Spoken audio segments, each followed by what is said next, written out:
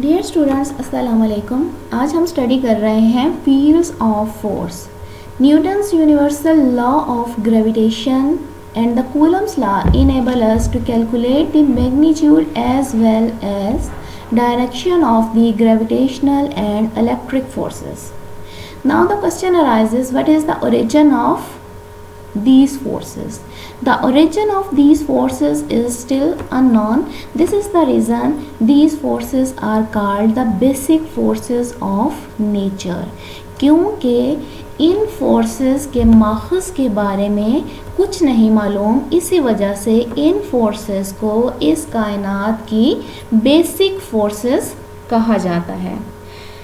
Similar to gravitational force, the electric force is capable of acting through space, producing an effect even when there is no physical contact between the objects involved.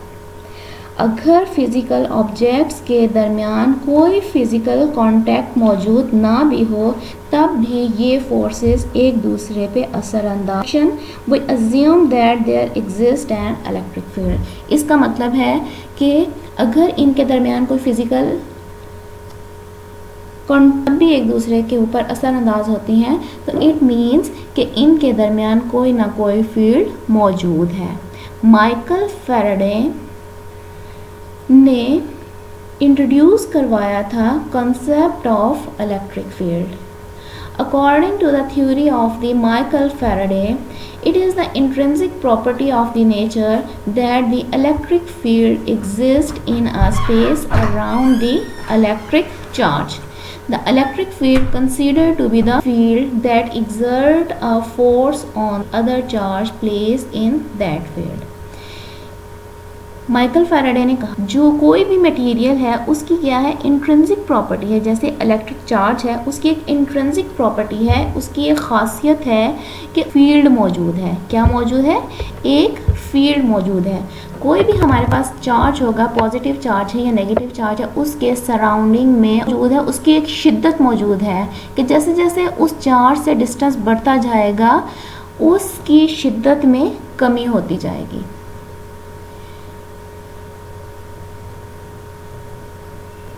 अगर हमारे पास positive charge है, उसके surrounding में इस figure में dotted line से show किया गया है कि जैसे जैसे डिस्टेंस इंक्रीज़ हो रहा है इसकी स्ट्रेंथ में कमी आ रही है, ठीक है।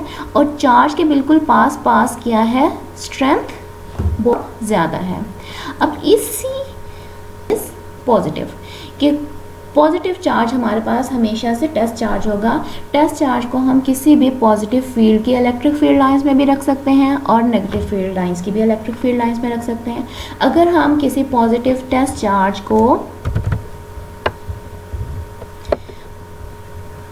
पॉजिटिव इलेक्ट्रिक चार्ज के सराउंडिंग में हम किसी टेस्ट चार्ज को लेके आएँ तो उस पे ऊपर एक फोर्स लगेगी। ये हमारे पास जो चार्ज है इसका एक अपना फील्ड है, ठीक है, इसकी सराउंडिंग में एक अपना रीजन है, ठीक है, और इस पॉजिटिव चार्ज के सराउंडिंग में एक इसका अपना फील्ड है। इन दोनों का फील्ड क्या करेंगे, इंटरैक्ट करेंगे, एक दूसरे के ऊपर फोर्स एक्सर्ट करेंगे। तो ये पॉजिटिव टेस्ट चार्ज जिसकी वैल्यू बहुत बहुत कम होती है, पॉइंट चार्ज होता है ये, तो ये एक फोर्स एक्सपीरियंस करेगा, ठीक है। अगर रिपल्सिव फोर्स एक्सपीरियंस करेगा अगर हमारे पास पॉजिटिव चार्ज है, लेकिन अगर हमारा सोर्स क्या है, नेगेटिव चार्ज, तो उसके सराउंडिंग में अगर हम कोई भी टेस्ट चार्ज लेके आएंगे तो वो एक रिपल्सिव, वो अट्रैक्टिव फोर्स एक्सपीरियंस करेगा। तो जो इलेक्ट्रिक फील्ड की स्ट्रेंथ है उसको हम क्या कहते हैं, इलेक्ट्रिक फील्ड इंटेंसिटी।